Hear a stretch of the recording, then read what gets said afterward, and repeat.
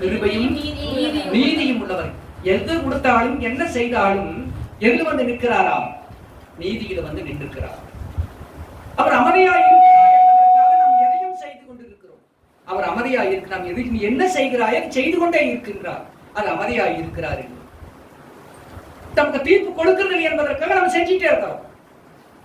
நீ நீ விதைக்கிறத போது வெள்ளாமைகள் அது சத்தம் போட்டிட்டு இருக்கிறதில்ல, விளைஞ்சிட்டே இருக்கு. கடைசியில் அது பலன் கொடுக்கிற போதுதான் தெரியும் நாம் என்ன செய்திருக்கிறோம் என்று. அதனுடைய பலன் அதனை காட்டி நீ என்ன செய்திருக்கிறாய் என்பதை தேவன் அங்கே காட்டுகிறார் என்று சொன்னால் உன்னுடைய பலனை பார்க்கிறோம். நீ நீ என்ன நடந்துட்டு இருக்கிறையோ நடந்துட்டு இருக்கு, நீ என்ன செய்யறியோ செஞ்சிட்டு இருக்கு. எல்லாம் சொல்லுவாங்க, இதோ இவர்கள் பாடும் குரலை பேசாம இருக்கிறான், எல்லாம் இதெல்லாம் நடந்துட்டு இருக்கு அப்படின்னு சொல்லிட்டு. என் ஆண்டவருடைய நாமத்தை பார்க்கிறோம். ஒரு பாரதியார் போயிட்டு இருக்கார், நீங்க பேஸ்புக் பாக்குறீங்களே தெரியல. ஒரு கிழமை போய் அந்த பைய புடுங்கி அப்பாலை போட்டுட்டு அந்த அவர் அடிச்சுட்டே இருக்கிறார். அவர் அடிச்சுட்டே இருக்கிறார். நீ எதுக்கு நீ வந்து சத்தியத்தை சொல்ல வர்ற அப்படின்ட்டு அவன் அடிக்கிற வீதியில போய் அடிச்சிட்டு இருக்கிறான். யாரும் அதை கேட்க மாட்டேங்கிறான். அவனும் தழுமாறிட்டு இருக்கிறான். ஓய்வு ஒரு அரை விட்டா கண் அவனுக்கு அப்படி 2 கண்ணு வெளியே வந்து நாமளம் தான். அந்த கணவன் அவர் இந்த பாதிரியார் பேசாம போயிட்டே இருக்கிறாரு. துரைத்தத்தை அடிக்கிறார், துரைத்தத்தை பிடிங்கி போட்டிட்டே இருக்கிறான். ஆண்டவருடைய சமூகத்தில் நொறுக்கப்பட்டன அழிவு அவனை முடிவுரை எழுதிக்கிறான் அப்படின்னு பேஸ்புக்ல கொடுத்தத அடுத்த நாள் ஆண்டவருடைய சமூகத்துக்குள்ள நீங்க பார்த்திருப்பீங்க. சுப்ரீம் கோர்ட்ல இருந்து ஒரு ஆர்டர் வந்திருந்து. நான் அது போட்டிருந்தேன், நயோதிக்கு போட்டிருந்தேன். ஆண்டவர் அது கண்ணீரினுடைய பலம், அது கண்ணீரினுடைய வெயிட். அது அவன் அடிச்சான். இன்னைக்கு சுப்ரீம் கோர்ட்டை வந்து ஒரு தீர்ப்பு கொடுத்திருக்கிறது. கிறிஸ்துவர் மதத்தை யாரும் எதுவும் செய்யக்கூடாது என்னன்னு சொல்லி. அப்படி நீங்க ஏதாவது செஞ்சீங்கன்னா அவங்க உடனே இந்த போன் போடுங்க, அவங்க ஜெயில் அடைக்கணும்னு சொல்லி அங்க ஒரு ஆர்டர் கொடுத்திருக்காங்க. இதுதான் நம்ம எதிர்த்து போராட வேண்டிய அவசியம் இல்லை. கண்ணீரோடு ஜெபிக்கின்ற போது கம்பீரத்தோடு அறுவடை செய்ய நாம் கற்றுக்கொள்ளுகிறோம். ஆண்டவர் நமக்கு விருதை வளர்ந்து கொடுக்கின்றார். ஆகவே நாம் எப்போதும் ஜெபத்திலே தரிக்க வேண்டும். நம் ஆண்டவருடைய சமூகத்துக்குள் ஜெபிக்க கூட இல்லை. ஆனால் வளர்ந்திருக்கின்ற விளைவின் கதிர் இன்றைக்கு பலன் கொடுக்க ஆரம்பிச்சிருக்கிறோம். நான் கேட்கக்கூடாது, அந்த வீட்டுக்கு கூட வரதில்லை, ஜபத்துக்கு கூட வரதில்லை, நாம எதுக்கு அவங்க கூட்டு கேட்கக்கூடாது அப்படின்றது. உடனே போன் வருது. காலையில இங்க வந்து ப்ரேயர் பண்ணிட்டு இருக்கிற போய் உடனே போன் வருது. என்ன நீங்க ஒன்றும் காசு கொடுத்து கேட்க மாட்டேங்க, எதுக்கு கேட்கணும், உங்கள்கிட்ட எதிர்த்து கேட்கணும் அப்படின்னு. சரி இந்த போன் நம்பர் அக்கௌண்ட் தானே அப்படின்னு. அப்புறம் அதையதான் அப்படின்னு. ஏண்டா நீ எதுக்கு காசு கொடுக்குறீங்க, எனக்கு காசு உங்கள்கிட்ட கேட்டமா, எதுக்கு கொடுக்குறோம் அப்படின்னு திட்டெல்லாம் வாங்கிட்டு அப்புறம் கடைசியில போட்டு விட்டாச்சு. காரணம் என்ன? நாம் ஆண்டவருடைய எதனால் நாம் ஆண்டவருடைய எங்கே போயிருக்கிறோம், எங்கே நாம் நிற்கின்றோம், நிற்கின்ற ஸ்தலத்தை அறியணும். எந்த இடத்தை நாம் நிற்கிறோம், அதுக்கு காரணம் யார், அதுக்கு எத்தனை ஜபங்கள், எத்தனை வேதனைகள், எத்தனை நிலைகள் இதிலே நாம் இருக்கிறோம். சிறு வயது முதற்கொண்ட அந்த குழந்தைகளை பற்றி நமக்கு தெரியும். அந்த குழந்தை எப்படி வரும், என்ன நிலையில் இருக்கும், என்ன செயல்பாடுகளை வாழும் என்பது நமக்கு தெரியும். அதெல்லாம் ஆண்டவருடைய பிள்ளைகள், இந்த பிள்ளைகள் இப்படித்தான் இருக்கு அப்படின்னு நமக்கு தெரியும். கடவுளுடைய பிள்ளைகளாக இருக்கு நாம் ஆண்டவர் கீழ்ப்படுத்தோடு இருக்கணும். செயல்பாடு சொல்ற வார்த்தைகளை கரெக்டா செயல்படுத்தணும். எல்லாவற்றையும் நாம் என்ன செய்யறோம் அதை மட்டும்தான் செய்யணும். கடவுளுக்கு மட்டும் பயப்படணும். காரியத்திற்கு கடவுளுக்கு பயப்பட்டாலே போது உன்னுடைய காரியங்கள் எல்லாம் சரியாக நடந்து கொண்டிருக்கும், சரியாக நடக்கும். இன்றைக்கு எப்தா என்கின்ற ஒரு பலத்தா, அதாவது நியாயாதிபதிகளின் புஸ்தகம் 11ஆம் அதிகாரம் 1ஆம் வசனத்தை நான் வாசிக்கிறேன். கிளேயத்தினான எப்தா பலத்த பராக்கிரமசாலியா இருந்தான். அவன் பரஸ்திரியின் குமாரன். இதை கிளையாத் அவன் பெற்றான். இந்த கிளையாத் என்பவனுக்கு இந்த குழந்தை யாரார் கீழ்ப்படியா இருக்கிறாங்க அவங்களுக்கு இன்னைக்கு பிரசங்க மாத்தி இருக்கிறேன். கேட்டுக்குங்க, எப்படி இருக்கணும்னு பார்த்துக்குங்க.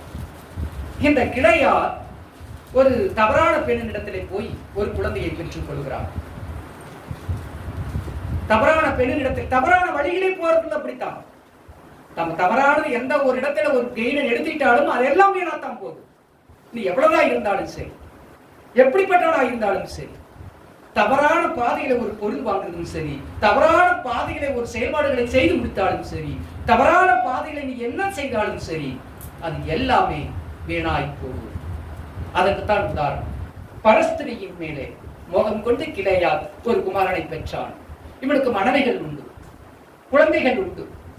இந்த மனைவிகள் உண்டு, குழந்தைகள் உண்டு, அதையெல்லாம் விட்டு விட்டு ஒரு தவறான பாதையிலே போய்விட்டான். தவறான பாதைகளில் போனதுனாலே அங்கே அவனுக்கு ஒரு குழந்தை பிறக்கிறது. அவன் பேர் எப்தா. அவன் ஒரு பராக்கிரமசாலி, பலசாலி. எப்படிப்பட்ட நல்ல போர் வீரன், நல்ல பலசாலி. ஆனா இவனை தன்னுடைய மனைவியினுடைய பிள்ளைகள் ஏற்றுக்கொள்ள மறுத்தார்கள், அவனையும் அவனுடைய தாயும். ஏன்னா அவன் குழந்தை நிறைய இருக்காங்க. இந்த பையனை ஏத்துக்க மாட்டேன்ட்டான். ஏத்துக்காதனால அந்த இடத்த விட்டு துரத்தி விட்டுறாங்க. அவன் அம்மாவை மறிச்சு போறான். அவன் துரத்து விட்டாங்க, வீட்டு விட்டு போயிட்டான். இவன் யாரு, எங்கே போகின்றான், எதற்கு போகின்றான், எப்படி போகின்றான், அதுதான் இங்கே கதை. நம்மளுக்கு பாடத்தை கற்றுக் கொடுத்திருக்கிறார்கள். கிளையாத்தின் மனைவியும் அவனுக்கு குமாரர்களை பெற்றால், அவன் மனைவி பெற்ற குமாரன் பெரியவர்களான பின்பு அவர்கள் எப்தாவை நோக்கி, உனக்கு எங்கள் தகப்பன் வீட்டிலே சுதந்திரம் இல்லை, நீ அந்நிய ஸ்திரியின் மகன் என்று சொல்லி அவனை துரத்தினார்கள். உனக்கு இங்க வீட்டில் குடியிருக்கலாம்னு நினைக்காதே, நீ குடியிருந்திருக்கலாம், இங்க இருக்கலாம்னு நினைச்சிட்டு இருக்காதே, உனக்கு எங்க வீட்டுக்கு பங்கு தர மாட்டோம், நீ அந்நிய ஸ்திரியின் மகன், அது பரஸ்திரின்னு உனக்கு கொடுத்துட்டா தவறான பாதையில போற பெண்ணுன்னு அங்கே ஒரு கொடுத்தாய். அதனால இன்னைக்கு என் வீட்டில இருந்துட்டு எங்கள் வீட்டுல நீ பங்கு வைக்கலாம்னு நினைச்சிடாதே, நீ வெளியே போன்னு சொல்லி அவனை வெளியேற்றினார்கள். அப்பொழுது எப்தா தன் சகோதரரை ஒப்பிட்டு ஓடி போய் இந்த நோய் தேசத்திலே குடியிருந்தார். வீணரான மனுஷர் எப்தாவோட கூடிக்கொண்டு அவரோட கூட யுத்தத்திற்கு போனார்கள். இவன் அங்க ஓடுன்னு என்ன பண்றான், வீணரான மனுஷன்.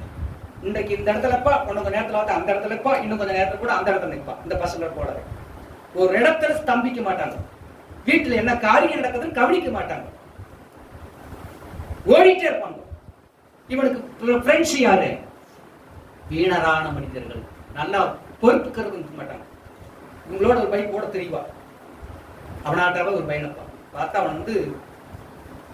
அவன் என்ன சொல்றது, ஒரு போர் வீரனும் இல்லை, அவன் சின்ன அந்த குரோர புத்தியோடவே தெரியுவான். அவங்களோட ஒரு பையன் தெரியுவா, அங்க வந்துட்டுப்பா, அவன் பேரு அந்த சின்ன பையன் பேரு குரோர புத்தி. பார்வையோர் மாதிரியா இருக்கு, பேச்சு அதை விட தத்தியாட்டு இருக்கு. அவன் எங்களுடைய ஆளு 3 பேரும் தெரியுவாங்க. அப்போ இந்த கர்த்தருடைய வழிகளை விட்டு விலகி போகின்றவர்கள், அவன் துரத்தி விட்ட உடனே அவன் என்ன செய்யணும், ஆண்டவர் இடத்தில் போய் அழுகணும் இல்லையா. கர்த்தாவே, என்னை அந்த மூத்த குடி குழந்தைகளை என்னை அனுப்பி முடிக்க விட்டாங்க, நான் என்ன செய்யட்டும் ஆண்டவரே அப்படின்னு சொல்லி அழுகணும். கர்த்தர் இடத்துல கேட்கணும். எங்க அப்பன் குடிகாரனா இருக்கிறான், வீட்டுக்கு 10 பைசா கொடுக்க மாட்டேங்கிறான், ஆண்டவரே இந்த குடும்பம் எப்படி தலையை நாங்க படிக்கணும் ஆண்டவர், இந்த குடும்பத்துக்கு செய்யணும் ஆண்டவர், எங்க அம்மாவை காப்பாத்த ஆண்டவர், எங்களை காப்பாத்த ஆண்டவர், எங்க அப்பனுக்கு நல்ல ஊத்தி கொடு ஆண்டவர்னு ஒரு நாளாகி அந்த குழந்தைக்கு செவிச்சது கிடையாது. நான் சொல்லியும் கொடுத்துருக்கிற பலமுறை. ஏன்னா அவன் அப்படி திரிச்சாதான் இவங்க இப்படி திரிய முடியும். ஆகவே இவர் என்ன செய்கிறார், இந்த பையன் வீணரோட போறான். வீணா போனோம்னா அவன் வீணரோட போய் என்ன செய்யறான், அப்பொழுது தன் சகோதரரை விட்டு ஓடி போய் யோசேத்தில் குடியிருந்தான். இது சில நாட்கள் பின்பு அம்மோன் புத்திரர் இஸ்ரவேலின் மேலே யுத்தம் பண்ணினார். ஆண்டவர் சொல்றார், இவன் ஓடி போய் வீணரோட சேர்ந்துட்டு குடிக்கிறது, திருடுறது, குத்திய வைக்கிறது எல்லாம் பண்ணிட்டு இருக்கிறான். இவன் போயிட்டு இருக்கிறான். போயிட்டு ஒரு பொண்டாட்டி கட்டி ஒரு குழந்தை பிறகுது. அந்த குழந்தை ஒரு பொண்ணு பிறந்துச்சாங்க. இவன் கடவுள் மேல பக்தியாகவும் இருக்கிறான். செயல்பாடு என்ன, வீணரோட தெரியும், வீணரோட செயல்படுகிறது, வீணரோட பழக்க வழக்கத்தை வச்சுக்கிறது, தொடர வச்சுக்கிறது. ஆனா கடவுளோட நின்றுட்டு இருக்கிறான், கடவுள் மேல நம்ம பக்தியா இருக்க. எதையும் செய்யக்கூடாது அதை செஞ்சிட்டு யாரு மேல பக்தியை வச்சிட்டு இருக்கிறா, அபிஷேக் யார் மேல பக்தி வச்சிட்டு இருக்கிறா, செல்லு மேல வச்சிட்டு இருக்கா இல்லையா. அப்போ பக்தி யார் மேல இருக்குது, கடவுள் மேல இருக்குது. செயல்பாடு யாரோட இருக்குது, வீணர்களோட இருந்து கொண்டு இருக்கிறது. யாரோட செயல்பாடு, வீணர்களோட. தன் பக்தி யாரோட இருக்குது, கடவுளோட இருக்குது. இவன் கடவுளோட இருக்குனால இவனுக்கு ஒரு மனைவியை கொடுத்தாரு, ஒரு பிள்ளையும் கொடுத்துட்டான். கடவுளோட இருந்துட்டு இருக்கிறான். அந்த பிள்ளையும் ஆண்டவருடைய சமூகத்திற்குள்ளதான் இருக்கிறான். ஆனா சேர்க்கை யாரோட, வீணர்களோட, கொள்ளக்காரர்களோட நடந்துட்டு. புரிஞ்சுக்குங்க, நம்மளுடைய வாழ்க்கையும் இப்படித்தான் ஓடிட்டு இருக்கு. நம்ம ஆண்டவர் என்று சொல்லிட்டு இருக்கிறோம். நம்மளுடைய ஆக்டிவிட்டிஸ் எல்லாமே ஆண்டவருக்கு பிடிக்காத இடத்துல நம்மளுடைய தொடர்புகள் உருவாக்கி கொண்டு இருக்கிறதை நீங்க மறக்கூடாது. எத்த கதை அல்ல, வாழ்க்கை. இன்றைக்கு நயோதியிலே நமக்கு இன்றைக்கு நிறைய பேர் இன்றைக்கு வராத ஆட்கள் இல்லை, இன்றைக்கு வெளியேற்றப்பட்டிருக்கிறார்கள் எல்லாம். ஏனென்றால் தேவனுக்கு பிடிக்காத விதை நான் எப்போது அந்த ஜெபத்தில் சொல்லிட்டே இருப்பேன். அசுத்தம் ஒன்று நுழையாதபடி நீ பாதுகாத்துக் கொள்ளும் ஆண்டவரே. நீர் நாட்டின ஸ்தலத்திற்குள்ள நீர்தான் நிற்கணும், மற்ற யாரும் அங்க இருக்கக்கூடாது, அசுத்தமான இருக்கக்கூடாது. ஆகவே கர்த்தருடைய வார்த்தைகளை அவன் கேட்டுக்கொண்டிருந்தான். ஆண்டவருடைய சமூகத்திற்குள் அவன் இருக்கின்றான். செயல்பாடுகள் வேறு விதமாக இருக்கிறது, நடைமுறைகள் இப்ப ஆண்டவரோடு பார்த்துட்டு இருக்கிறதுனால காரியத்தை நடத்திட்டு இருக்கிறார்கள். கூட இருப்பது கூலி கொடுத்திட்டு இருக்கிறான். அதனால அவனுக்கு அந்த ஊர்ல ஒரு பெரியவன் பேர் வச்சுட்டாரு. செயல்பாடுகள்ல அவன் என்ன செய்கிறான்? பராக்கிரமசாலியாக இருக்கிறான், அந்த ஊருக்கு பெரியவனாக இருக்கின்றான். கல்யாணம் முடித்து விட்டது. அந்த வீணர்களுக்கெல்லாம் தலைவனாக இருக்கிறான். வீணர்களுக்கு யாராக இருக்கிறானாம்? தலைவனாக இருக்கிறான். மனைவி இருக்கிறது, குழந்தை இருக்கிறது, வீணர்களுக்கு தலைவனாக இந்த ராஜாவாக இருக்கிறான். ஆண்டவருடைய சூழலை பார்க்கிறோம். ஆண்டவருடைய சக்கரங்கள் சுருட்டப்பட்டிருக்கிறது. கர்த்தருடைய வார்த்தைகள் அங்கே விளையாடி கொண்டிருக்கிறதை பார்க்கிறோம். ஆண்டவர் சொன்னார், இவனை துரத்தி விட்டதனாலே யாராயிருந்தாலும் சரி, நியாய தீர்ப்பு தேவனுடைய வீட்டிலிருந்து துவக்கம் என்பதை நாம் அறிந்து கொள்ள வேண்டும். தேவனுடைய பிள்ளை எதிலும் விழிப்புள்ளவர்களாக இருக்க வேண்டும். அயோத்தியின் பிள்ளைகள் எல்லாரும் அதனுடைய மூடலாக இருக்கக்கூடாது, அதனுடைய சுரைகளாக இருக்க வேண்டும், விழிப்புள்ளவர்களாக இருக்கணும். அதான் நான் சொல்லிட்டு இருக்கேன். இவன் ஆண்டவருக்குள்ளே வாழுகின்றபடினாலும் இவனுக்கு செய்ய வேண்டியதெல்லாம் செஞ்சிட்டு இருக்கிறார் ஆண்டவர். இவனை யார் திரட்டினார்களோ அவர்களுக்கு ஆபத்துகளை உருவாக்குகிறார். இப்ப காலையில படிச்சலையா, தள்ளின கல்லே தடைக்கு மூளைக்கல்லாயிற்று, தள்ளின கல்லே தடைக்கு மூளைக்கல்லாயிற்று என்று சொல்லி காலையில ஒரு வசனம் படித்தோம்.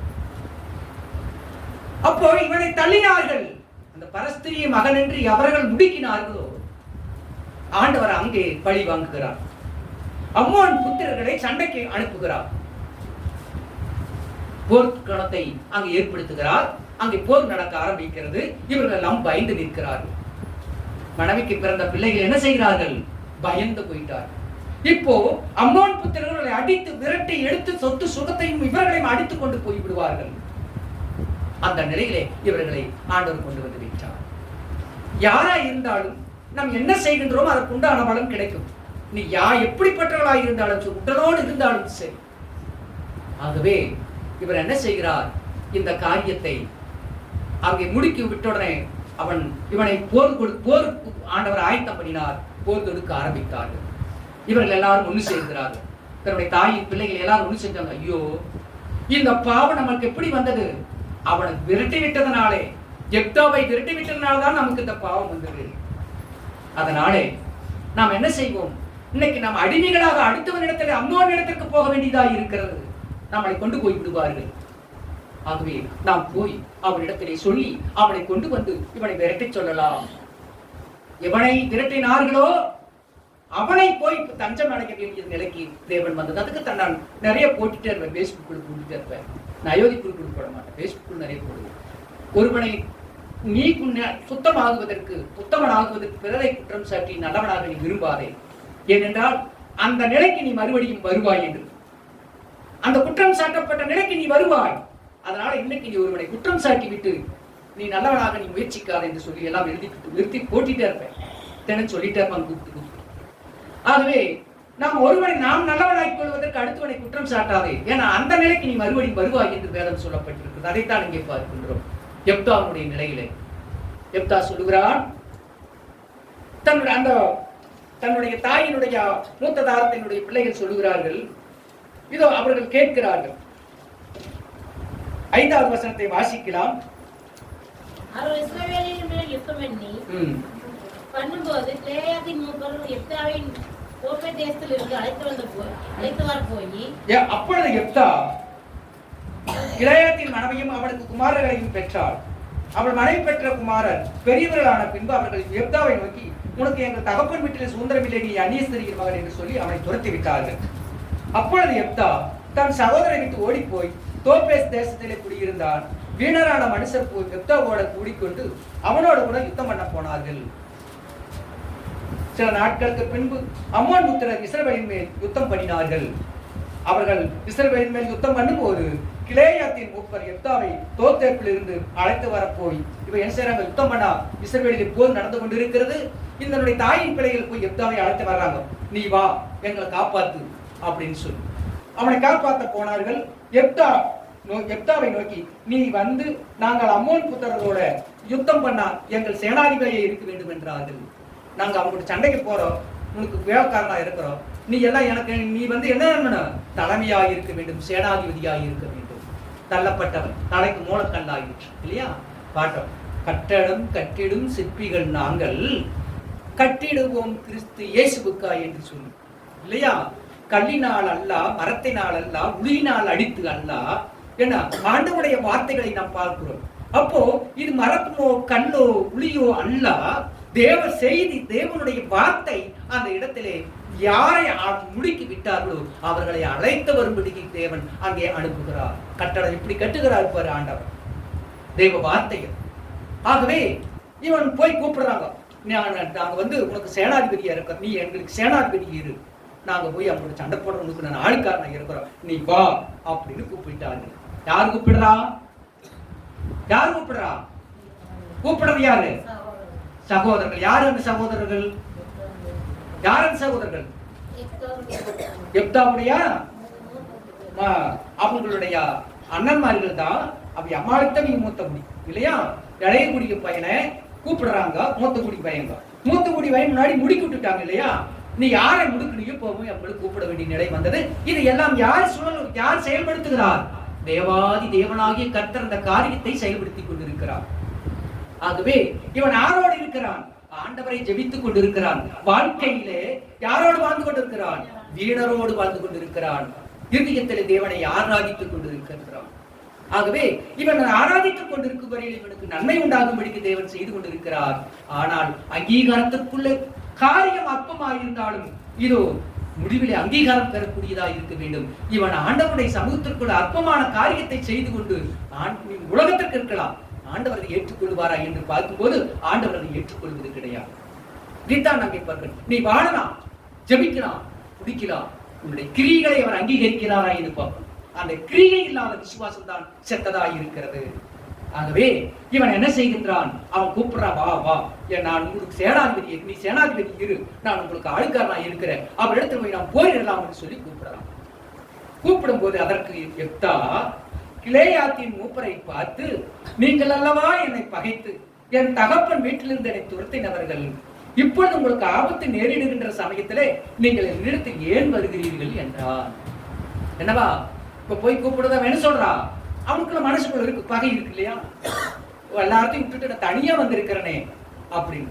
உடம்புல பலம் இருக்குது, வீணர்களை சேர்த்திட்டா, கடவுளோடு வாழ்த்திட்டு இருக்கிறான். இப்ப அவன் கேட்க கூப்பிட்ட போது அவன் சொல்றான், ஏன்னா நீங்க தானே துரத்துனீங்க, இப்ப எதுக்கு வந்து கூப்பிடுறீங்க அப்படின்னு கேட்டான். அதற்கு அவர் கிலேயாத்தின் மூப்பர் எப்தாவை நோக்கி, நீ எங்களுடனே கூட வந்து அம்மோன் புத்திரரோட யுத்தம் பண்ணி கிலேயாத்தின் குடிகளாகி எங்கள் அனைவர் மேலும் தலைவனாக இருக்க வேண்டும், இதற்காக இப்பொழுது உன்னிடத்தில் வந்தோம் என்றார்கள். என்ன சொன்னா? நீ வா, அவங்களோட யுத்தம் பண்ணு, அவங்களை ஜெயிச்சு எங்களை மீட்டுக் கொண்டு, நீயே எங்களுக்கு தலைவன், நீதான் எங்களுக்கு யாரவன்? பரஸ்திரியின் மகன். யாரா இப்ப எங்க போயிருக்கிறான்? துரத்து விடப்பட்டு, நாட்டை விட்டு, நகரத்தை விட்டு, ஊரை விட்டு, எல்லாத்தையும் விட்டு கொண்டு துரத்தி விடப்பட்டவன். இன்னைக்கு கடவுளோடு இருக்கிறபடியால் அவனை பெரியவனாக்கினார், அவனை பெரியவனாக்கினார்.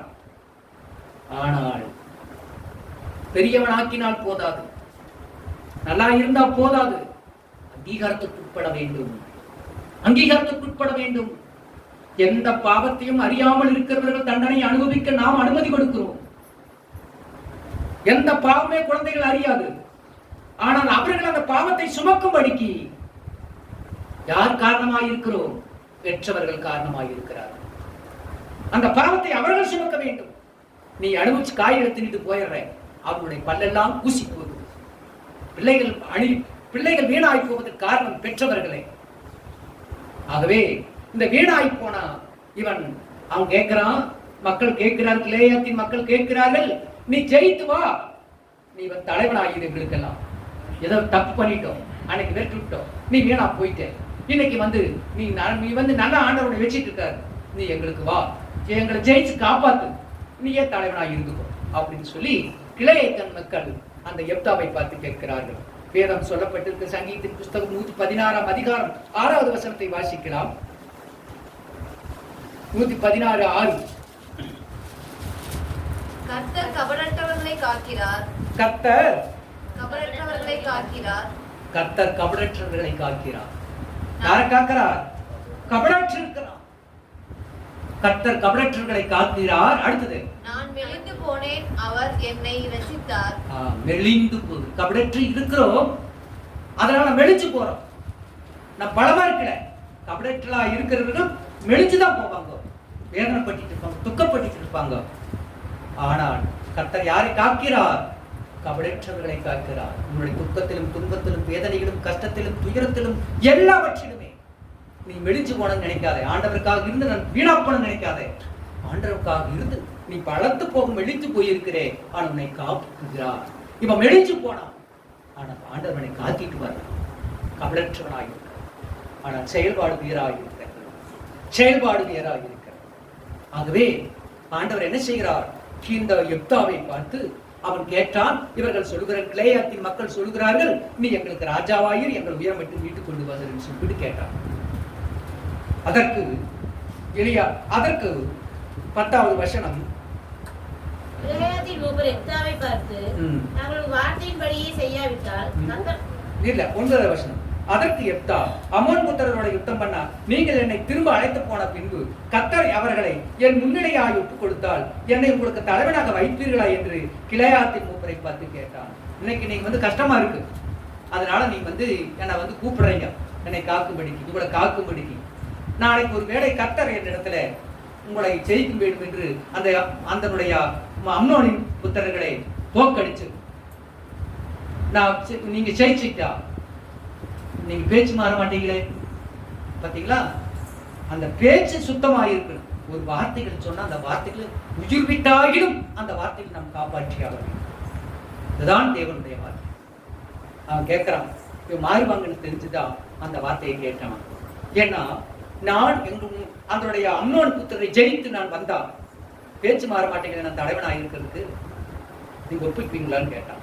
அதற்கு அவர்கள் இப்படி அந்த வசனத்தை 9வது வசனம், அதற்கு யெப்தா அம்மோன் புத்திரரோட யுத்தம் பண்ண நீங்கள் என்னை திரும்ப அழைத்து போன பின்பு கர்த்தர் அவர்களை என் முன்னிலையாய் ஒப்புக் கொடுத்தால் என்னை உங்களுக்கு தலைவனாய் வைப்பீர்களா என்று கிலேயாத்தின் மூப்பரை கேட்டார். ஆமா, பத்திரா அவனுடைய அந்த செயல்பாடுகளை செய்யும் போது என்ன சொல்லுகிறான்? செயல்பாடுகளை செய்கின்ற போது கர்த்தர் ஒப்புக் கொடுக்கணும், ஒப்புக் கொடுப்பார். அப்ப ஆண்டவர் மேல அவன் பக்தியாக இருக்கிறான். ஆனா செயல்பாடு என்ன? வீணர்களோட ஊர் சுத்திட்டு இருக்கிறான், வீணர்களோட சண்டை போய் வீணர்களோட சந்தோஷம். இது ஆண்டவர் விருது கொண்டான். நீ கேட்கறது எல்லாமே கிடைக்கும். நான் அதான் சொல்லிட்டு இருக்கிறேன், நம்ம கேட்டதெல்லாம் கிடைச்சது, அதுக்காக ஆண்டவருக்கு ஸ்தோத்திரம் என்று சொல்லாதீங்க. நீ ஆண்டவருக்குள் நிலைத்திருக்கிறாயா? அதுதான் வேண்டும். ஆண்டவருக்குள் நிலைத்திருக்க வேண்டும். சிலர் விரும்புகிறதை, சிலர் ஆண்டவர்கிட்ட அற்புதங்களை கேட்கிறார்கள், அடையாளத்தை கேட்கிறார்கள். பவுலடியான் சொல்லுகிறார், நான் விரும்புகிறதை அடைந்திருக்க வேண்டும்.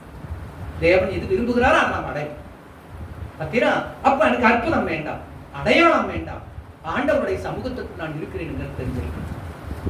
அதுதான் தேவன் நம் இடத்திலே கேட்கிறார். நாம் அதுதான் நினைச்சிருக்கு, அது உறுதியாக பற்றி இருக்க வேண்டும், அஸ்திவாரங்கள் நாம். ஆகவே இவன் என்ன செய்கிறான் கேட்டான். அதுக்கு அவங்க என்ன சொன்னாங்க? 10வது வசனம், கிலேயாத்தின் மூப்பர் யெப்தாவை பார்த்து, நாங்கள் உன் வார்த்தையின்படியே செய்யாவிட்டால் கர்த்தர் நமக்கு நடுநின்று கேட்பாராக என்றார்கள். நடுநின்று கேட்பார். பத்திரா, நாங்க அப்படியே செய்யறோம். கடவுள் நடுவாண்டு இருக்கா, உனக்கும் எனக்கு நடுவாண்டு இருக்கா. ஆகவே நாங்கள் அது மாதிரி இன்னைக்கு செய்யறோம். ஏன்னா அவங்க தான் சொன்னாங்க, நீங்க ஏன்னா அவங்களும் ஆண்டவரோடு இருக்கிறதுனால ஆண்டவர் அவங்களுக்கு பதில் கொடுக்கிறார். அவங்க தீமைக்கு ஒப்புக் கொடுக்கிற, தப்பு செய்யறதுக்கு தண்டிக்கிறார், தண்டனையை இவர்கள் ஏற்றுக்கொள்கிறார்கள். நாங்கள் அதை மாதிரி உங்களுக்கு நான் ராஜ்யத்தை கொடுத்துறேன், நீங்க ஜெயிச்சு வாங்க. அப்ப நான் கொடுக்கலன்னா ஆண்டவர் நடுவாட நினைக்கிறார், நான் உனக்கு எனக்கு நியாயம் இருக்குது அப்படின்னு சொல்லி அவங்களும் ஆண்டவர்னால பொதுவான புத்தாம்பதியை போட்டு விட்டாங்க. போட்டாங்களா? அடுத்து நடக்கிறது. அப்பொழுது யெப்தா கிலேயாத்தின் மூப்பரோட கூட போனான். ஜனங்கள் அவனை தங்கள் மேல் தலைவனும் சேனாதிபதியுமாக வைத்தார்கள். யெப்தா தன் காரியங்களை எல்லாம் மிஸ்பாவிலே கர்த்தருடைய சந்நிதியிலே சொன்னான். என்ன செய்யறான்? ஒரு காரியத்தை துவக்கும் போது, ஒரு காரியத்தை ஏன் ஆண்டவர் இவனுக்கு இவ்வளவு வேலையெல்லாம் செஞ்சிட்டு இருக்காருன்னு பார்க்க, ஏன் இவனுக்கு எல்லா காரியத்தை நடத்துறார்? எப்படி செயல்பட்டு கொண்டிருக்கிறார் அப்படிங்கிற போது இவன் அந்த எல்லா விஷயங்களிலுமே ஆண்டவரை முன்வைத்தான். அவங்ககிட்ட பேசுற போதும் ஆண்டவர்கிட்ட முன்னு வச்சான். அப்ப அவனுக்கு பலம் இருக்குது, நிறைய பலம் இருக்குது. பராக்கிரமசாலி ஏற்கனவே அவனுக்கு பேர் பராக்கிரமசாலி. அந்த பராக்கிரமசாலியோடு பணபலத்தை நம்ம பெருசா நினைக்கிறோம், நம்ம வந்து வார்த்தை பெருசா வச்சுக்கிறோம், இப்படி எல்லாம் இருக்கிறோம். ஆனா அத்தனைக்கு மேல ஒரு வார்த்தை அவன் சொல்றான், போய் ஆண்டவர் இடத்துல மிஸ்பாவின் இடத்துல போய் சொல்றான். ஆண்டவரை தரிசிக்க வேண்டிய இடம் மிஸ்பா. அங்க போய் அவன் சொல்றான், கடவுளை தேடுகிறான். யாக்கோப்பு தன்னுடைய பிள்ளை உயிரோடு இருக்கிறான் என்று கேள்விப்பட்டு தன்னுடைய ஆவி உயிர்த்தது. அந்த உயிர்த்து உடனே தேவனை சந்திக்க போகின்றான். 30 வருஷமா உண்மை எழுந்து விட்டு 31வது வருஷம் ஆண்டவரை இந்த செய்தி கேட்ட உடனே ஆண்டவர் இடத்துக்கு போறான். கடவுள் இடத்துல அதே போலதான் நம்ம பிரார்த்தனம் பண்ணோம். ஆபிரகாமும் அதை தான் பண்ணார். எந்த இடத்துக்கு ஒரு காரியத்தை போறதெல்லாம் ஆண்டவர் இடத்துல போய் கேட்டுட்டு சொல்லிட்டு தான் போவோம். அது வரைக்கும் நம்மளுடைய சுயத்தை போட மாட்டோம். ஆண்டவர் இடத்துல இருந்து அவருடைய இதயத்துக்கு தான் யாக்கோப்பின் தேவனும் ஈசாக்கின் தேவனும் இந்த ஆபிரகாமின் தேவனமாக இருக்கிறார் என்று நாம் சொல்றோம். அதைத்தான் அவரும் சொல்ற, சர்வ வல்லமையுள்ள தேவன் இவர்களின் தேவனாக இருக்கிறார். ஏன்னா காரியம் எல்லாமே அவர் கொடுத்தா இருக்கு சொல்லிடுவாங்க. நல்லதோ கெட்டதோ அவர்கிட்ட போய் சொல்லிடுவாங்க. ஆனால் அப்படி சொன்னாலும் கூட ஆண்டவர் அவங்களுக்கு பதில் கொடுக்கிறவரல்ல. இது காரியங்களை நிகழ்த்தி கொண்டே வந்தார். 100 வயசான போதும் கூட அவன் பிள்ளை இல்லாமல் தான் இருந்தார். ஏனென்றால் தன் பிள்ளைகளுக்கு தெரிய எல்லாவற்றையும் திருப்பி கொடுத்துருவார். எதையும் அவர் வச்சுக்க மாட்டார். நீ குறை சொல்ல முடியாதபடி அவர் காத்துக் கொள்வார். அதான் ஆண்டவர். ஆகவே ஆண்டவருடைய பிள்ளைகளுக்கு குறை இல்லை, ஆண்டவருடைய பிள்ளைகளுக்கு கஷ்டம் இல்லை. ஆண்டவருடைய எவன் ஒருவன் கஷ்டம் இல்லாத இருக்கிறானோ குறையில்லாத இருக்கிறான் அவன் ஆண்டவர் இடத்துல இல்லை. அதான் இங்க. ஆகவே கடவுளுடைய பிள்ளைகளா இருக்கின்றார் அந்த எப்தா இந்த இடத்துல என்ன செய்கிறார்? நான் மிஸ்பாவோடு போய் ஆண்டவரிடத்தில் சொல்லுகிறான். எப்படி சொல்லுகின்றான்? எப்படி நாக்குகளை திருப்புகிறான்? ஏன் அவன் அந்த வார்த்தைகளை கொண்டு வருகிறான்? ஏன் அந்த வார்த்தைகளை யூஸ் பண்ணுகிறான்? அப்போ நீ சேர்ந்திருக்கின்ற சேர்க்கை, நீ செயல்பாடுகள் எல்லாம் உன்னுடைய தவறாய் இருக்கின்ற போது சமயத்திலே தேவன் நாக்குகளை திருப்பி விடுகிறார். கேட்டு உங்களுக்கு அந்த கதை வேற யாருக்கும் கிடையாது, பசங்களுக்கு தானே. எப்பத்தியா என்ன காரியத்தை ஆண்டவரோடு இருந்தாலும் காரியத்தை செய்தாலும் அந்த காரியத்தை மாற்றி அமைக்கும்படிக்கு தேவனுடைய நாவிலிருந்து புறப்படுகிறார். அதை பார்க்கணும். இதுதான் இவன் ஆண்டவரோடு இருந்தாலும் இல்லாவிட்டாலும் இவனுடைய ஆண்டவரோடு இருந்ததனுடைய அடையாளத்தை நிறைய அற்புதம் செஞ்சிட்டார், அடையாளத்தை கொடுத்தார், இவனை காப்பாத்திட்டார். முடிவு இவனுடைய நாவிலிருந்து புறப்பட வைக்கிறார். எப்படி பாருங்க 12வது வசனம். பின்பு எப்தா அம்மோன் புத்திரரின் ராஜாவின் இடத்திற்கு ஸ்தானாதிபதிகளை அனுப்பி, நீ என் தேசத்தில் எனக்கு விரோதமாக யுத்தம் பண்ண வருகிறதற்கு எனக்கும் உனக்கும் என்ன வழக்கு இருக்கிறது என்று கேட்க சொன்னான். இவன் சிம்மன் போராட உடனே அவனுக்கு பயந்தட்டிச்சு. யாருக்கு? அம்னோன் புத்திரனுடைய ராஜா. உடனே அவன் செய்தி அனுப்புறான். போறவனுக்கு செய்தி அனுப்புறான். உனக்கும் எனக்கும் என்ன அவன் ரெண்டு நல்லா தானே இருக்கிறோம், நான் உனக்கு எந்த தப்பும் செய்யலையே, அப்புறையே வந்து நீ என்னோட போராடுறா. கர்த்தருடைய வாக்கு பார்த்தீங்களா? மிஸ்பாவிலே போய் சொன்ன உடனே அந்த ராஜா கிளி தட்டிச்சு. ஜெபிக்கும் பொழுதே அவனுக்கு பய தட்டிச்சு. உடனே அவன் கேட்கிறான், உனக்கும் எடுக்கும் என்னப்பா, நாம என்ன பண்ணணும், ஏது பண்ணோம், நம்ம ரெண்டு நம்ம சந்தோஷமா தானே சமாதானமா தானே இருக்கிறோம், நீ நம்ம ரெண்டுக்கு என்ன வழக்கு இருக்குதுன்னு விட்டு இவன் அம்னோனின் ராஜா எப்தாவின் இடத்துல கேட்க. அதற்கு எப்தா சொல்லுகின்றான், ராஜா எப்தாவின் ஸ்தானாதிபதிகளை நோக்கி, இஸ்ரவேலர் எகிப்திலிருந்து வருகிற போது அர்னோன் துவங்கி யாபோக் மட்டும் யோர்தான் மட்டும் இருக்கிற என் தேசத்தை கட்டி கொண்டார்களே, இப்பொழுது அதை எனக்கு சமாதானமாய் திரும்ப கொடுத்து விட வேண்டும் என்று சொல்லுங்கள் என்றான். அவன் வந்து சொல்றான், நம்ம ரெண்டு பேருக்கு எந்த விதமான போராட்டம் இல்லை, எந்த விதமான விரோதமும் கிடையாது, எங்களுடைய நாட்டை பாதி நீ எடுத்துக்கிட்ட, அந்த நாட்டை நீ சமாதானமா நீ கொடுத்துட்டீங்கன்னா நாங்க எந்த விதமான சண்டைக்கு நாங்க வரல அப்படின்னு சமாதானமாக பேசுறாங்க. நியாயம் நல்லா தான் பேசுறான், சேர்க்கு சரியில்லாத போனோம் இல்லையா? அப்ப செயல்பாடு வேறு விதமாக இருக்கு. ஆகவே இந்த ஊரை சுத்துற வேலையெல்லாம் வந்து வச்சுக்கிட்டு இருந்தோமா இப்படிப்பட்ட ஆபத்தில் கொண்டாந்து ஆண்டவர் விட்டுருவார். ஆகவே அவன் சொன்னான், முதல் சமாதானம் கேட்டான். சமாதானம் கேட்டுட்டு நாம வந்து இப்படி என்னோட நாட்டை நீ எனக்கு கொடுத்துரு, மீதி வந்து நீ எந்த சட்டம் நம்மளுக்குள்ள சமாதானம் வந்துக்கலாம், சண்டை வேணாம் அப்படின்னு சொல்லிட்டான். அதற்கு அவன் மறுபடியும் அம்மோன் புத்திரரின் ராஜாவின் இடத்திற்கு ஸ்தானாதிபதிகளை அனுப்பி அவனுக்கு சொன்னதாவது, எப்தா சொல்லுகிறது என்னவென்றால், இஸ்ரவேலர் மோவாபியரின் தேசத்தை ஆகிலும் அம்மோன் புத்திரரின் தேசத்தை ஆகிலும் கட்டிக்கொண்டதில்லையே. இஸ்ரவேலர் எகிப்திலிருந்து வருகிற போது வனாந்தரத்தில் சிவந்த சமுத்திரம் மட்டும் நடந்து பின்பு காதேசுக்கு வந்து இஸ்ரவேலர் ஏதோமின் ராஜாவின் இடத்திற்கு ஸ்தானாதிபதிகளை அனுப்பி, நாங்கள் உன் தேசத்து வழியாய் கடந்து போகட்டும், என்று சொல்லச் சொன்னார்கள். அதற்கு ஏதோமின் ராஜா செவி கொடுக்கவில்லை. அப்படியே மோவாபின் ராஜாவின் இடத்திற்கும் அனுப்பினார்கள். அவனும் சம்மதிக்கவில்லை. ஆதலால் இஸ்ரவேலர் காதேசத்திலே தரித்திருந்து பின்பு வனாந்தர வழியாய் நடந்து ஏதோம் தேசத்தையும் மோவாப் தேசத்தையும் சுற்றி போய் மோவாபின் தேசத்திற்கு கிழக்கே வந்து மோவாபின் எல்லைக்குள் பிரவேசியாமல் மோவாபின் எல்லையான அர்னோன் நதிக்கு அப்பாலே பாளையம் இறங்கினார்கள். எத்தனாயிரம் ஆண்டு ஆயிடுச்சு. வழி எப்ப வாங்குறாரு ஆண்டவர் பார்த்தீரா? அந்த எத்தனாயிரம் ஆண்டு எகிப்திலிருந்து இஸ்ரவேலின் மக்களை கூட்டி கொண்டு வந்தார். வர்றபோது வர்ற வழியில வந்து இன்னைக்கு நடக்கிறத நம்ம இந்திய நாட்டில் அப்படி இவங்க வரக்கூடாது, இஸ்ரவேலின் மக்கள் இந்த வழியை வரக்கூடாது அப்படின்னு சொல்லி தடை போட்டான். அது அம்மன் புத்தர். இப்போ இந்த இடத்துக்கு வர்றதுக்கு இப்படி நேரா வந்து இப்படி வந்துடலாம். அந்த வழியை விடமாட்டின உடனே சின்ன குரம்பாளையம் பெரிய குரம்பாளையம் வந்து இங்க வந்து வழியை வந்து இப்படி வந்தாங்க. இப்படி வந்தாங்க, இப்படி சுத்திட்டு. அப்ப இன்னொரு நாடு இங்க பக்கத்துல இந்த இடத்துல வந்து ஒரு நாடு உங்களை விட மாட்டேன்ட்டான் இந்த காட்டுப்பட்ட. அப்ப அங்கிருந்து இங்க வந்து போட்டு மறுபடியும் அந்த வழியை போய் அந்த பாலம் சுத்தி கல்பாவி போய் பெரியாண்டி பாளையம் வந்து இதுக்குள்ள போது இப்ப வந்து அந்த வழியை இப்படி வர. இப்படி பலமுறை ஒரு சின்ன இடத்திற்குள்ள வருவதற்கு கூட இடம் விட மாட்டேன்ட்டாங்க. எகிப்தின் மக்களை கூட்டிட்டு வரும்போது இஸ்ரேலின் மக்களை எகிப்திலிருந்து விட மாட்டேன்ட்டான். அப்போ அப்படி சுத்தி சுத்தி சுத்தி சுத்தி வந்தாங்க. நாட்கள் பலமாச்சு. அப்போ மோசே சொன்னான், இந்த இந்த நிகழ்வுகளிலே கர்த்தர் பார்த்துக் கொள்ளுவார் அப்படின்ட்டு வந்துட்டார். வழிவிட மாட்டேன்ட்டான். இன்னைக்கு வந்து இவர்களுடைய பிரச்சனையில அவன் கேட்கிறான். அன்னைக்கு வந்து என்னுடைய மூதாதையர்கள் வருகின்ற பொழுது வழிவிட மாட்டேன்னு சொன்னேன்ல, இப்ப அந்த இடத்தை எங்களுக்கு கொடுத்து இல்லைன்னா போதுதான் நடக்கும் அப்படின்ட்டான். எத்தனாயிரம் ஆண்டுகளுக்கு பின்னாடி கர்த்தர் வழக்காடுகிறார். இதை வந்து எந்த ஒரு பரஸ்திரியின் குமாரனாய் இருக்கின்றவன் இந்த வார்த்தைகளை அங்கே இப்ப சொல்லும்படிக்கு தேவன் வாயிலே போட்டார். யாரை கொண்டு வேணுமாலும் கர்த்தர் நடத்துவார். அது உன்னை கொண்டு இல்லை, என்ன கொண்டு இல்லை, யாரை வேணாலும் நடத்துவார். அவர் காத்திருக்கிறவர்களுடைய கையில் இது கொடுக்கப்படும். ஆகவே நீ அன்றைக்கு கொடுக்க மாட்டேன்னு சொன்னேன். 116வது சங்கீதம் 7வது வசனத்தை வாசிக்கலாம்.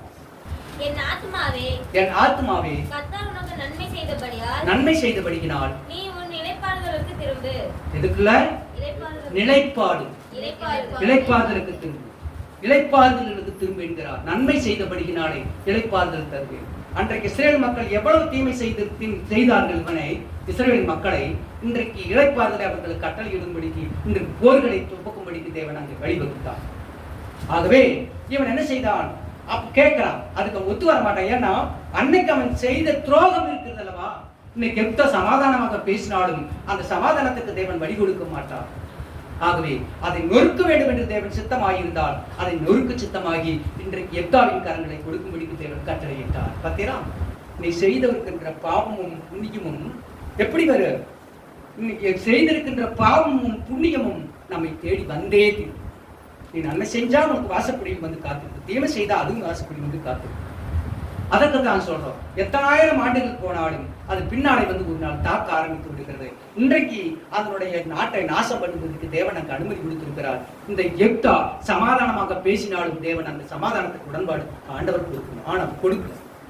இதை அழிக்கிடுகிற தேவன் திட்டமாயிருந்தது, அதனால் அதை அழித்தார். அடுத்ததாக அது இஸ்ரவேலுக்கு ஏதோமின் ராஜாவிடத்தில் ஸ்தானாதிபதிகளை அனுப்பி, நான் உங்களின் தேசத்தில் பின்பு வனாந்தர வழியாய் நடந்த ஏதோம் தேசத்தை மோவாப் தேசத்தையும் சுற்றி போய் மோவாபின் தேசத்துக்கு கிழக்கே இருந்து ஏமோபின் எல்லைக்குள்ளே பிரவேசியாமல் மோவாபின் எல்லையான அர்னோன் நதிக்கு அப்பாலே பாளையம் இறங்கினார்கள்.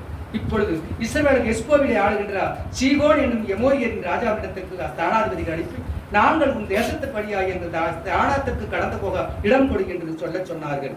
சீகோன் இஸ்ரவேலரை நம்பாதனாலே தன் எல்லையை கடந்து போவதற்கு இடம் கொடாமல் தன் ஜனங்களை எல்லாம் கட்டி யாகாசத்திலே பாளையம் இறங்கி இஸ்ரவேலோடு யுத்தம் பண்ணினான். இன்னொருத்தன் கூட கேட்கிறான், நீயாவது இடம் கொடுக்க முடியாதுன்ட்டான். ஏன்னா தேவன் இன்றைக்கு தேவன் அந்த விரோதத்தை உண்டு பண்ணி வைத்திருக்கிறார். இவன் சமாதானத்திற்கு கேட்டால் அந்த சமாதானம் கிடைக்காது. ஆகவே அவனும் கொடுக்க மாட்டேங்கிறான். அடுத்து நடக்கிற நாடகத்தை பார்ப்போம். இதோ இந்த ஒருத்தன் கூட தான் சண்டைக்கு போனான். அம்னோன் கிட்ட மட்டும்தான் சண்டைக்கு போனான். இன்னைக்கு மோவாப், அம்னோன், ஷீகோம் எல்லா பட்டணத்தையும் அடிச்சு நொறுக்கி, இன்னும் அநேக பட்டணங்களை எல்லாம் அடிச்சு நொறுக்கி ஜெயித்து வந்தான். ஆண்டவர்கிட்ட என்ன வேண்டியிருக்கிறான் தெரியுமா? ஆண்டவருக்கு லஞ்சம் கொடுக்க வேண்டியிருக்கிறான். ஆண்டவனுக்கு இத்தனை எல்லாம் கொடுத்துட்டார். ஒரு பட்டணத்தான் கேட்டான். அம்னோனுடைய மக்களை மட்டும்தான் அடிக்கணும்னு கேட்டான். மோவாப் அழிஞ்சது, அம்னோன் தேசம் அழிஞ்சது, இதனுடைய சீகேம் தேசமும் அழிஞ்சது. 3 தேசத்தையும் அழிச்சு இன்னும் அநேக தேசங்களை வென்று வெற்றியோடு அவன் திரும்பி வருகிறான், ஜெயித்து வருகிறான். யாருங்க? வீணரோட பழக்க வழக்கத்தை வச்சுக்கிட்டு இருந்தா, ஜெயமாக இருந்தா, வாழ்க்கையை வாழ்ந்தா, வெற்றியும் கிடைச்சது, தேவனிடத்துல சந்தோஷமா இருந்தான், தேவனை பற்றி இருந்தான். அங்கீகாரம் எப்படி என்று பார்க்க. இதோ 23வது வசனம். இப்படி இஸ்ரவேலின் தேவனாகிய கர்த்தர் ஏரோமியரை தம்முடைய ஜனமாகிய இஸ்ரவேலுக்கு முன்பாக துரத்தி இருக்க, நீர் அந்த தேசத்தை கட்டிக்கொள்ள தகுமோ? உம்முடைய தேவனாகிய காமோஸ் உமக்கு விரோதமாக முன்பாக துரத்தினவர்களின் தேசத்தை நீர் கட்டிக்கொள்ள மாட்டீரோ? அப்படி எங்கள் தேவனாகிய கர்த்தர் எங்களுக்கு முன்பாக இந்த துரத்தவர்களின் தேசத்தை எல்லாம் நாங்களும் கட்டிக்கொள்கிறோம். மேலும் சிப்போரின் குமாரனாகிய பாலாக் என்னும் மோவாபின் ராஜாவை பார்க்கிலும் உமக்கு அதிக நியாயம் உண்டோ? அவன் இஸ்ரவேலோடு எப்பொழுதாவது வழக்காடினானோ? எப்போதாகிலும் அவர்களுக்கு விரோதமாக யுத்தம் பண்ணினானோ என்று கேட்டார். அடுத்ததாக இதோ 33வது வசனம். அவன் அவர்களை ஆரோவோரில் துவங்கி மின்னிடத்திற்கு போகும் மட்டும் திராட்சை தோட்ட நிலங்கள் வரைக்கும் மகா சங்காரமாய் முறியடித்து 20 பட்டணங்களை பிடித்தான். எத்தனை பேர்த்த? ஒருத்தர் தான் அழிக்கணும்னு பேச்சு. இப்ப எத்தனை பேர் வந்தாங்க? அந்த ஒருத்தனுக்கு சப்போர்ட்டா 19 மகாராஜாக்கள் 19 நாடுகள் வந்து இன்னைக்கு நடந்துட்டு இஸ்ரவேல்ல போய் ஒரு நாட்டுக்கு ஒரு சின்ன நாடு, ஒரு பவானி சூடு கூட இருக்காது. உலகமே இன்னைக்கு மிரண்ட நிக்குது இல்லையா? அப்போ இந்த அம்னோன் புத்திரனுக்கு 19 நாடுகள் சேர்ந்து 20 நாடுகள் இவன் இடத்துல வருது சண்டைக்கு. யார் இடத்துல? யெப்தாவின் இடத்துல. அவன் அதை பிடிச்சது சங்காரமாய் முறியடித்து 20 பட்டணங்களை பிடித்தான். இப்படி அம்மோன் புத்திரர் இஸ்ரவேல் புத்திரருக்கு முன்பாக தாழ்த்தப்பட்டார்கள். எல்லாத்தையும் அடிச்சு நொறுக்கி தூக்கிட்டு ஜெயித்து வெற்றியோடு முழக்கம் ஊட்டிட்டு வர்றான் மகன். துரத்தி விடப்பட்ட வீணரோட வாழ்ந்துட்டு இருந்தவன் பார்த்தீங்களா? பாண்டவர் அவன் ஆண்டவரோட தேடுனால காரியங்கள் நடந்துட்டு இருந்தது. ஆனால் அந்த காரியத்தை நீ நடத்தினாலும் தேவனுக்கு நீ உகந்தவனா? கூலிதான் வாங்கிட்டு இருக்கிற. ஆனால் அதுக்கு உண்டான கிருபையை, நித்திய கிருபை உனக்கு. ஆண்டவருடைய ஒரு காட்டை பிள்ளை புடுங்குறான், பொழுதா வரைக்கும் அவனுக்கு காசு கொடுத்துட்றோம். கால் போடுறான், அவனுக்கு காசு கொடுத்துட்றோம். ஊன்றாங்க, அவங்களுக்கு காசு கொடுத்துட்றோம். மருந்தடிக்கிறாங்க, அவங்களுக்கு காசு கொடுத்துட்றோம். களை எடுக்கிறாங்க, அவங்களுக்கு காசு கொடுத்துட்றோம். கருது அடிக்கிறாங்க, அவங்களுக்கு காசு கொடுத்துறாங்க. பலன் அவனுக்கு சொந்தமா? இப்படி இவன் ஆண்டவருக்குள்ள இருக்கும் வரையிலும் இவனுக்கு எல்லா நிகழ்வுகளும் நடந்து கொண்டே இருந்தது. அங்கீகாரம், அந்த கிருபை என்கின்ற அங்கீகாரம் அவனுக்குள்ள இருந்ததா என்பதை பார்க்கிறீர்கள். அதுக்குத்தான் இந்த நயம். கடைசி வரிகளும் தேவனுக்குள்ளே நாம் தேவ ராஜ்யத்தை, பரலோகத்தை பெறணும். செத்து போன போன்றேன் இதோ மரித்தவர்கள் முதலாவது எழுந்திருப்பார்கள், பின்பு நாமும் அவரோடு சேர்ந்து கூட போவோம். இப்படியே சொல்லிட்டு போறதில்லை. நிலைத்திருக்க வேண்டும், தேவனுக்குள்ளே நிலைத்திருக்க வேண்டும், தேவனோட சமூகத்துக்குள் இருக்க வேண்டும். அதுதான் ஆண்டவருடைய வாழ்க்கை. கல்யாணம் வச்சா உடனே ஒரு வசனத்தை எடுத்துப்பாங்க. காணாவூர் கல்யாணம், காணாவூர் கல்யாணத்துல தான் நடந்ததா இருந்தது. எத்தனையோ பேர் கையில காசு இருக்காது, ஒண்ணு இருக்காது, கடன் குடிக்க ஆண்டவர் நடத்திட்டு வர. சாட்சிகள் நாமளா இருக்கா? அந்நியத்தை நீ ஏன் சாட்சியாக சொல்ற? அடுத்து ஒரு பாட்டு போடுவான், புருஷனை கொண்டாடி புரிஞ்சுக்கணும், தாய் தாப்படை கொண்டு செயல் நடத்தணும், அடாதி மட்டம் விட்டுறணும்னு பேசிட்டு இருக்கான். ஆண்டு எல்லாரோட நேசத்தை கொள்ள வேண்டும், கர்த்தருக்குள்ள இருக்க வேண்டும், தேவனோடு வாழணும். இதையெல்லாம் விட்டுறாங்க, எல்லாமே பிரிச்சுட்டு எல்லாம் துரத்துட்டு. கடவுளுடைய பிள்ளைகளாக இருக்கிறதா? தேவாதி தேவனுடைய காரியத்தில் இருக்கிறது. ஐக்கியத்தோடு வாழ வேண்டும், சமாதானத்தோடு வாழ வேண்டும், சந்தோஷத்தோடு இருக்க வேண்டும். ஆகவே ஆண்டவருடைய நாமத்தை பார்க்கின்றோம். இங்கே சொல்லுகிறார், இவன் பட்டணத்தை ஜெயித்து வெளியே வெற்றியோடு வர்றான். ஆடலும் பயங்கரமா இருக்கு, நடந்துட்டு இருக்குது, ஆட்டத்தோட ஓட்டத்தோட வர்றான். வர்றபோது யெப்தா மிஸ்பாவில் இருக்கிற தன் வீட்டுக்கு வருகின்ற பொழுது இதோ அவன் குமாரத்தி தம்புரு வாசித்து நடனம் செய்து அவனுக்கு எதிர்கொண்டு வந்தாள். அப்பா வெற்றியோட வர்றார், வெற்றி கிழப்போட வர்றார், ஜெயித்து வருகிறார், 20 நாட்டு ராஜாக்களை துவம்சம் செய்து வருகிறார். அதை கேட்ட போது அந்த பிள்ளையோட மனம் சந்தோஷத்துல துள்ளி குடிச்சு தன் தோழிமார்களோட டான்ஸ் ஆடிட்டு நடனம் ஆடிட்டு தன்னுடைய அப்பனுக்கு எதிர்கொண்டு போகிறாள். வரவேற்பு கொடுத்திருக்க போகிறாள், வரவேற்பு கொடுக்கிறதுக்காக போகிறாள். இதோ வருகிறதோ அவள் குமாரி தம்புரு வாசித்து நடனம் செய்து அவளுக்கு எதிர்கொண்டு வந்தாள். அவளுக்கு ஒரே பிள்ளையானவள். அவளை அல்லாமல் அவளுக்கு குமாரனும் இல்லை, குமார்த்தியும் இல்லை. என்ன அவனுக்கு அவளை பிறந்தா வேற குழந்தை இல்லை, இவன்தான் குழந்தை, இந்த பிள்ளைதான் குழந்தை. அப்பா அவளுடைய சந்தோஷத்தை கொண்டாடுவதற்கு நடனமாடிட்டு போனா முன்னாடி. அப்பா வெற்றி களிப்போடு வர்றாருன்னு சொல்லி வெற்றி களிப்போடு வருகின்றார். தன்னுடைய தகப்பனை வரவேற்பதற்காக நடனமாடிட்டு இருந்த ராஜகுமாருக்கு போகின்றார். அவன் அவளை கண்டவுடனே தன் வஸ்திரங்களை கிழித்துக் கொண்டு ஐயோ அவன் அழுகிறான். அரசன் வெற்றியோட வர்றான், தம் புள்ள ஜெயிச்சு ஆட்டம் ஆடிட்டு வர்றா, டான்ஸ் ஆடிட்டு வர்றா ராஜகுமாரி தன்னுடைய பிள்ளைகளோடு தன்னுடைய தோழிகளோடு. பார்த்த மாத்திரத்துல அப்படி சந்தோஷப்பட்டு கட்டி பிடிச்சி சந்தோஷம் முத்தம் போடணும் இல்லையா? அழுகிறான். ஐயோ என் மகளே, மகளே, என்னை மிகவும் மனவடிவும் கலங்கவும் பண்ணினாய், என்னை கலங்க வச்சிட்டியே, என்னை வேதனைப்படுத்திட்டியே, என்னை துக்கப்படுத்திட்டியே என்று சொல்லிட்டு அப்பா அழுகிறான்.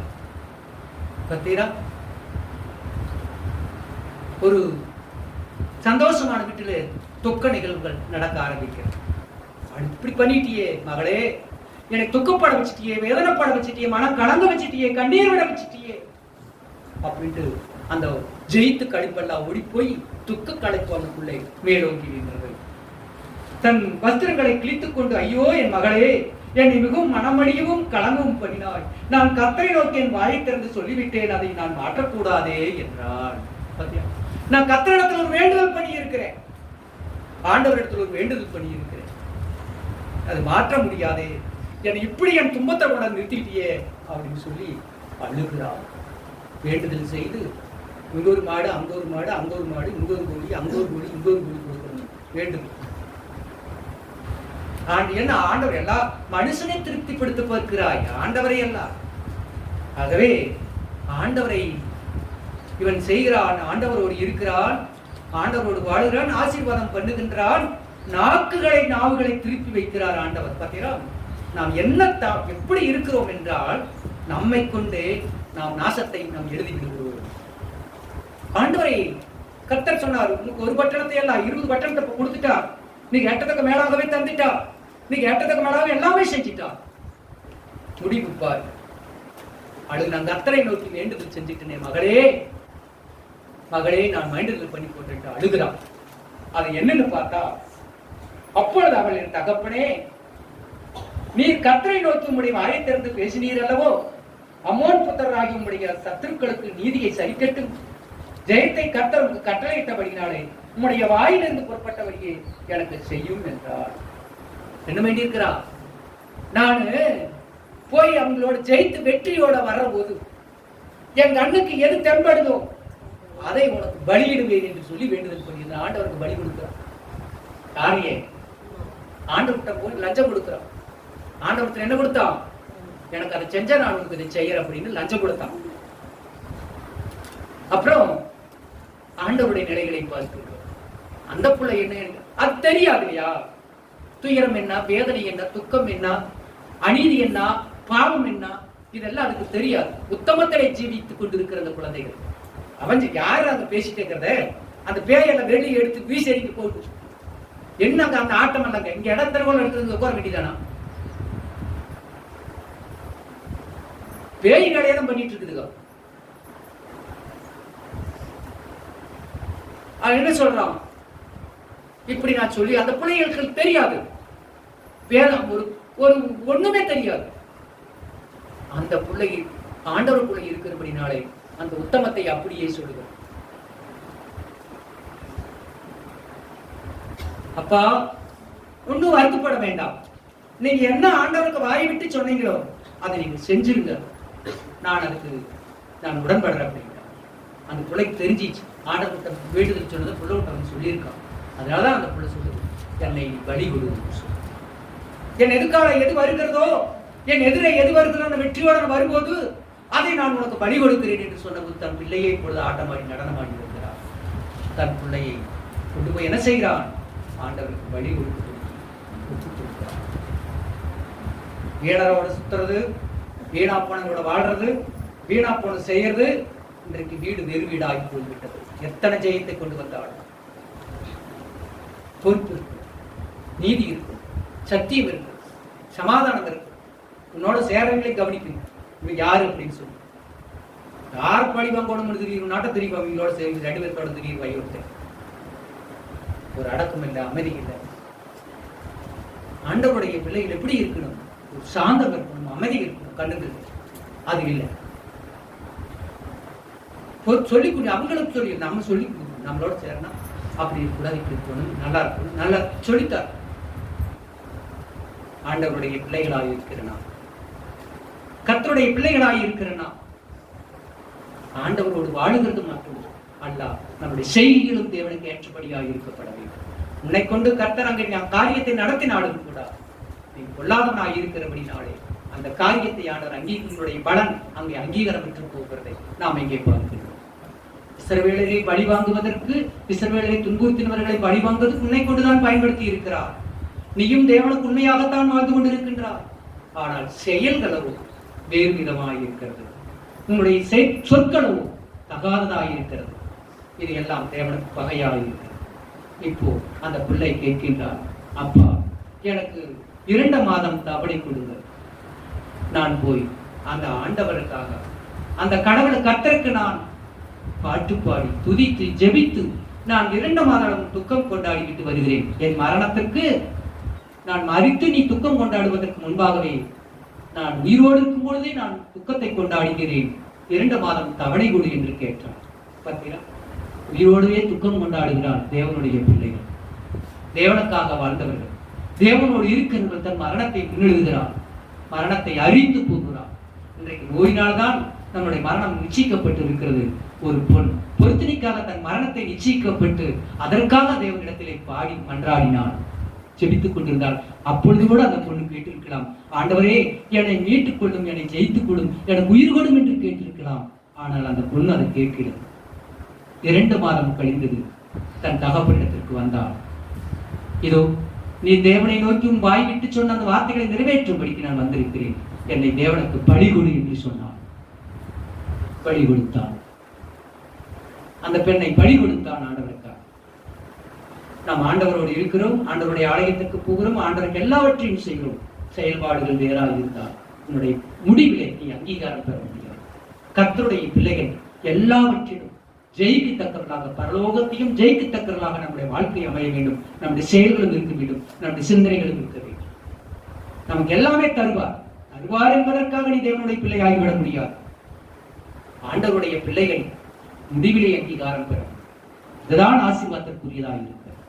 தன் பிள்ளைகள் துன்பப்படுவதை நாம் பார்த்து கொண்டு இருக்கிறோம் என்று சொன்னால், நம்மளுடைய துயரங்களை அவர்கள், நாம் பட்டிருக்கிற கஷ்டங்கள் அவர்களை தடம் வழி மாற வைத்துக் கொண்டிருக்கிறது. நம்முடைய சிந்தை வேறா இருக்கிறபடினாலே இன்னைக்கு நான் இந்த பையன் இப்படி தப்பா நடக்கிறான்னு சொன்னா அவனை சொல்ல மாட்டேன். ஏன்னா அது பெற்றோர்கள் காரணம். பிள்ளைகள் தவறாக போகிறார் என்று சொன்னால் அதற்கு காரணம் அவர்களை சொல்ல மாட்டேன். நீ நடந்திருக்கிற நாடகம், உன்னுடைய நடிப்பு, இது எல்லாம் அங்கு வெளிப்படும்.